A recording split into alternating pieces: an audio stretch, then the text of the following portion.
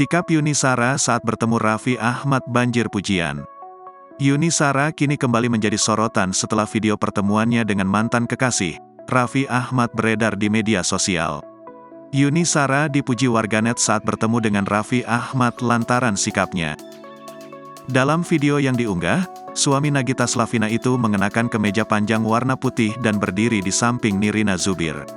Tak berselang lama, Raffi menyapa sahabat wanitanya yakni Ayu Shita.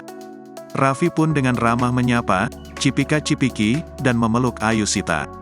Yuni Shara berada di samping Ayu Shita hanya memperhatikan dan tak banyak bereaksi.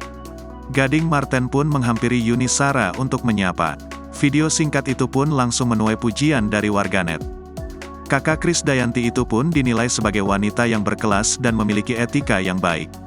Untuk diketahui, Yuni Shara dan Raffi Ahmad memang pernah menjalin hubungan asmara selama beberapa tahun hingga akhirnya kandas.